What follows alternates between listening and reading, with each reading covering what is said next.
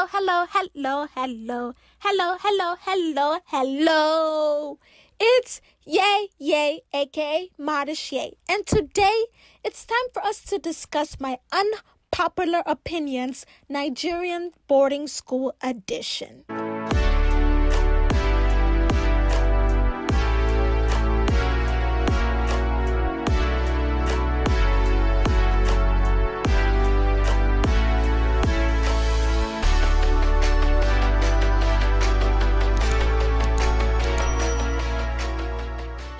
Number 1.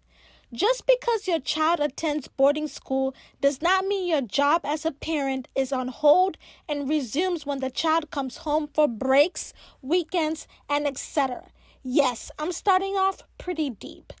Boarding school should only serve the purpose of allowing your child to live closer to school so the child doesn't have to endure hours of traffic on the way to school, or you want to give your child a chance to be independent. But at the end of the day, when a child is uncomfortable, becoming too skinny, getting mistreated, etc., there are signs. You know your child, listen to them. Because at the end of the day, when you leave after visiting them, you really don't know what goes on. Number 2, if your child is going to boarding school, dear parents, this is not the time to minimize the provision list. Bringing snacks, cereal, etc. is not optional, it is necessary.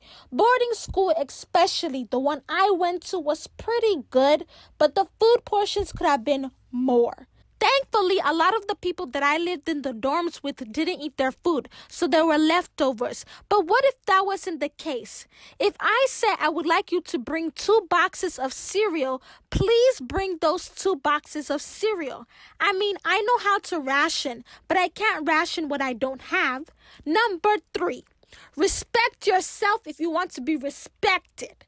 Number 4, don't call yourself an international school if children, parents, and especially staff members don't fully comprehend what an international school is. This is something that really bothered me about my boarding school in Nigeria, because it's like the majority of us, 94% of the people that attended the school, give or take, were Yorubas. And when students came from England or America, they didn't last for more than a year or 2.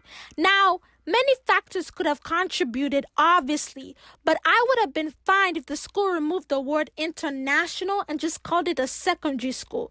Many of the students, staff, and etc. were not aware of what an international school meant, and learning from people that came from all walks of life can be a good thing.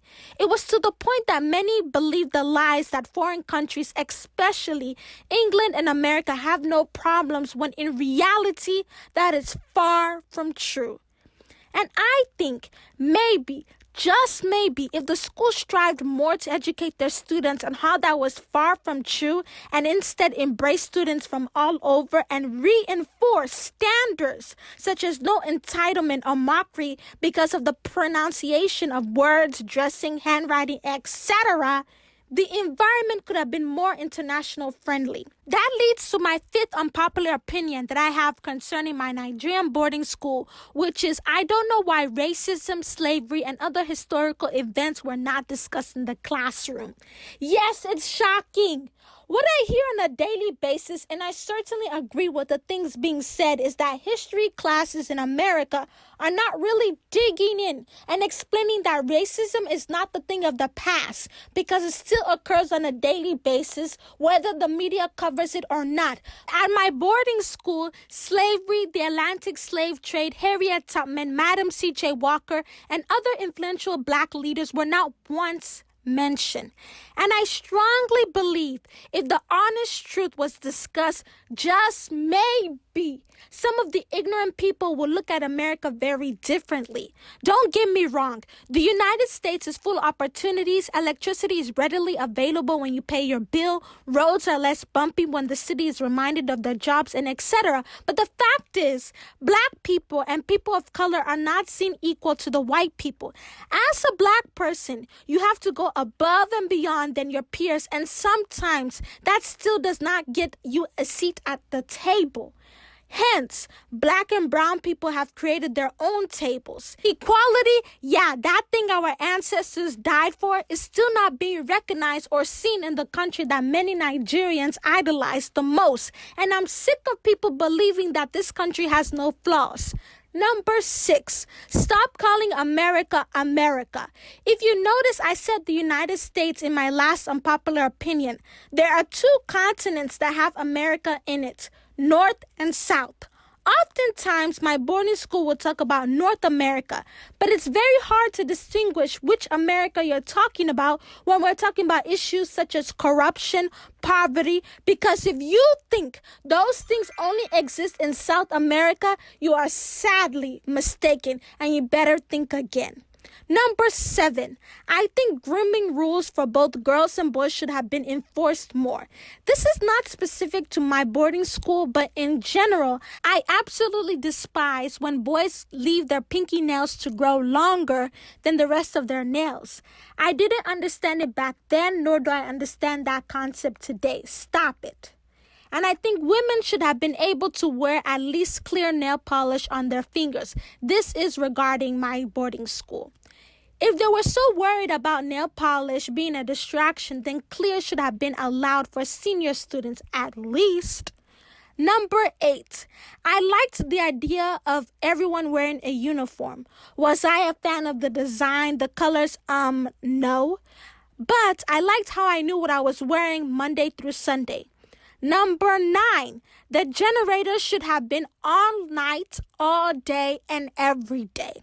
The gen was switched off at 10 p.m. most days, and I disliked it very much because it got hot and uncomfortable in the holster very quickly. We were paying too much money for that foolishness. Side note, ladies and gentlemen, make sure the boarding school you go to does not have that kind of foolery going on. Number 10. Students should be allowed to go home on the weekends and every weekend. My boarding school didn't allow it. Some boarding schools did, like the one my dad went to, but mine didn't. And that didn't make sense to me. Parents paid way too much money not to see their kids as often as they would like. What you think this is? They had the nerve. But I survived. If you like this video about the unpopular opinions regarding Nigerian boarding school, make sure to please hit the like button. Don't forget I have videos on how I survived Nigerian boarding school, and they can be found in the description box down below. Well, my name is Yeye, and I create informational videos based on personal experiences and how to navigate the world as an only child using story times. If you like videos like that, then I will see you on most Mondays, Wednesdays, and Fridays when you subscribe and hit the notification bell. See you later!